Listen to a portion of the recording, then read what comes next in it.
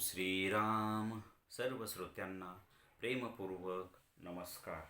श्रोते हो, आपण स्वामी विद्यानंद यांच्या भावार्थ रामायण संक्षिप्त या ग्रंथाच्या आधारे निर्माण झालेला मला भावलेले भावार्थ रामायण अर्थात आत्मपरायण हा ग्रंथ आपण पाहत आहोत. आज युद्धकांडातील अध्याय 54 अहिरावणाचा वध या अध्यायातील साधकाच्या दृष्टीने पाहू. यामधील सुद्धा राहिलेला जो भाग आहे तो आज आपण पाहणार आहोत. ओम श्रीराम. साधकाच्या दृष्टीने पाहू यामधील राहिलेला भाग. इकडे युद्धभूमीवर त्या आत्मस्वरूप सद्गुरूंना तसा संकेत मिळतो. मग ते आपल्या निर्वाण स्वरूप एकाच कृपाकटाक्षाने म्हणजेच बाणाने त्या अहंताचा विनाश करतात. तेव्हा तिथे तो प्राण आपल्या आत्मस्वरूप सद्गुरूंना त्या अहंताच्या विनाशाचे रहस्य निवेदित करतो. तसेच त्या माईकतेच्या म्हणजे चंद्रसेनेच्या संवेदनेचेही निवेदन करतो. तेव्हा ते आत्मस्वरूप सद्गुरू आपल्या प्राणाला म्हणतात की मी मर्यादा पुरुषोत्तम आहे, हे तुला माहीत नाही काय. तेव्हा तो प्राण निवेदन करतो की त्या अहंताच्या विनाशाकरिता त्या माईकतेच्या संवेदनेचा स्वीकार करणेच भाग पडले. आणि हे सद्गुरुराया, आपण या धर्मसंकटात पडू नये म्हणूनही एक योजना तयार आहे. आपण त्या माईकतेच्या स्थानावर येताच आपल्या चैतन्यमय स्पर्शाने त्या माईकतेचे मायावीपण मोडून जाईल. आणि हेच तर सद्गुरूंचे श्रेष्ठपण आहे. मोडोनी माया कुंजरू, मुक्त मोतियांचा ओगरू, जेवविता सद्गुरू निवृत्ती वंदू. अमृतानुभव. त्यानंतर मग ते आत्मस्वरूप सद्गुरू आपल्या प्राणासह त्या माईकतेच्या स्थानावर येतात व त्या माईकतेला आत्मस्वरूप सद्गुरूंचा तो चैतन्यमय स्पर्श होताच त्या माईकतेचे मायावीपण मोडून जाते व हे मायावीपण मोडल्यानंतर त्या माईकतेला जाणीव होते की हे सर्व त्या प्राणाचे नियोजन आहे. मग ती त्या प्राणावर क्रोधित होते. तेव्हा ते आत्मस्वरूप सद्गुरू त्या माईकतेला शांत करतात व निवेदित करतात की पुढील भविष्यकाळात म्हणजेच श्रीकृष्ण अवतारात तुझ्या मायावीपणाचे मनोरथ पूर्ण होतील. तदनंतर मग ते आत्मस्वरूप सद्गुरू आपल्या दिव्य मन व प्राणासह त्या हिरण्यगर्भ नगरीच्या म्हणजेच लंकेच्या युद्धभूमीवर उपस्थित होतात. आता आपण याचं थोडक्यात सार पाहण्याचा प्रयत्न करूया. आपण कथा पाहिली, आपण साधकाच्या दृष्टीने आता पाहतोय. जेव्हा प्राण त्या माईकतेशी तिच्या संवेदनेचा स्वीकार करतो आणि ती माईकता अशुद्ध अहंकार घालवण्याचं वचन देते किंवा मान्य करते, तेव्हा इकडे सूक्ष्म अशा अवकाश केंद्रातून म्हणजेच आकाशवाणीकडून श्रीरामांना संकेत मिळतो किंवा म्हणजेच आत्मस्वरूप सद्गुरूंना संकेत मिळतो.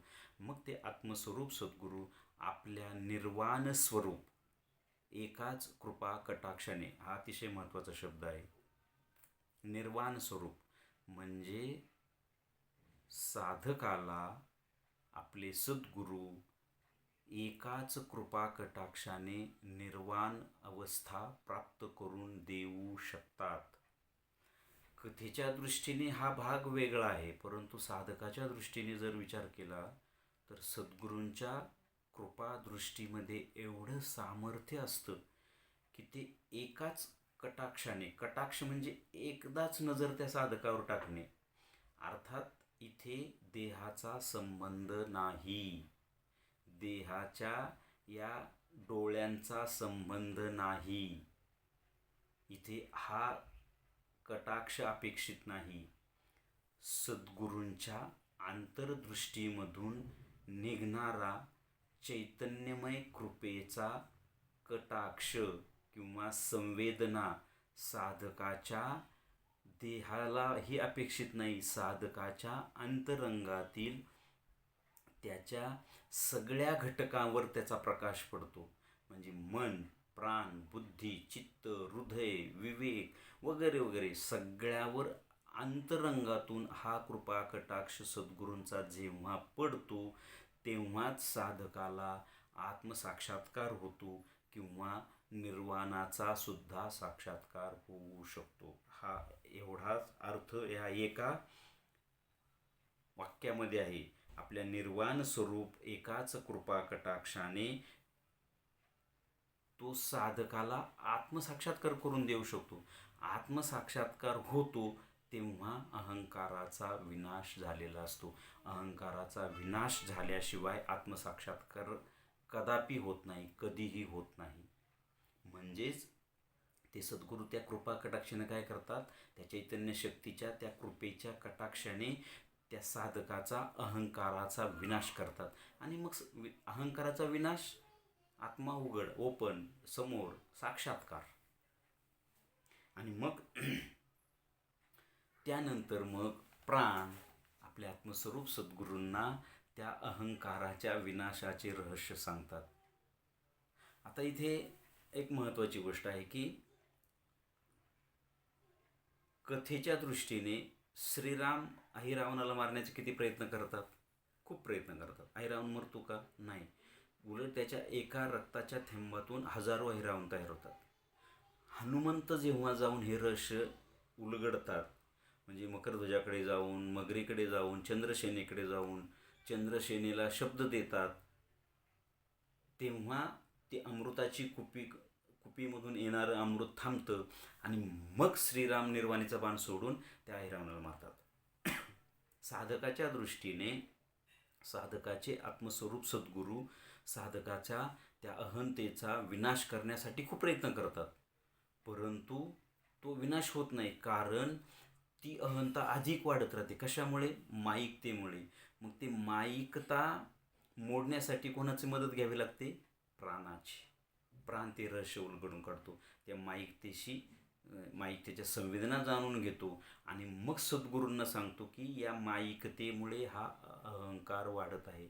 आपल्या बाबतीत सुद्धा आपण नीट विचार केला की लक्षात येईल की आपला अहंकार वाढत वाढत जातो. आपण जरी अध्यात्म करत असलो तरी आपल्याला अध्यात्माचा सुद्धा अहंकार येतो आणि त्या अहंकारामुळे आपली माईकता वाढते. आणि तो अहंकार कशातनं, आपल्याला माईकता ना, म्हणजे कशाची माईकता, मी आध्यात्मिक, मी ज्ञानी.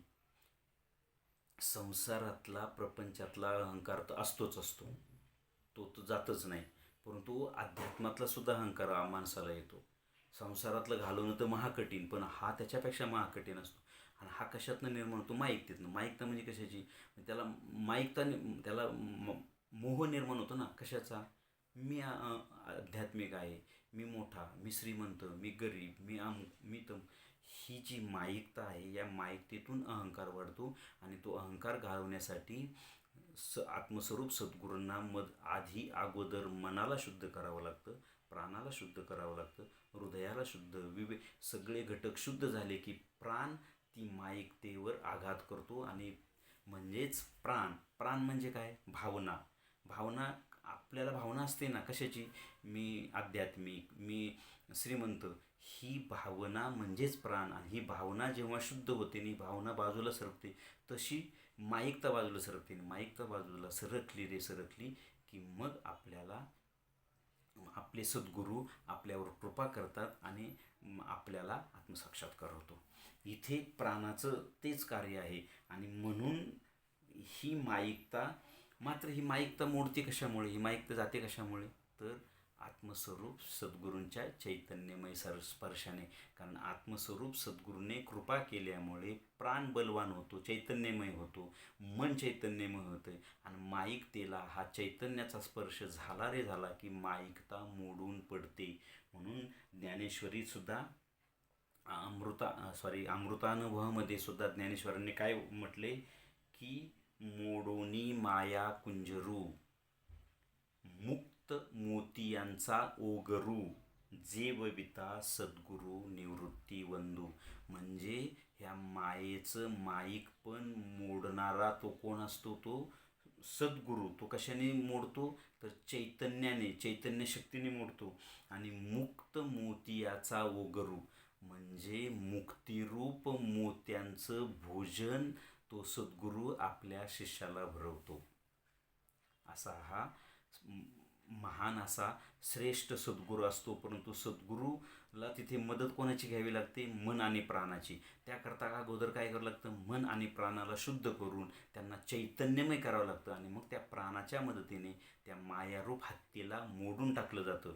कथेमध्ये हनुमंत भुंग्यांच्या मार्फत त्या चंद्रसेनेच्या महालातला तो पलंग पोकळ करतात आणि श्रीरामांचा स्पर्श झाल्याबरोबर तो पलंग मोडून पडतो.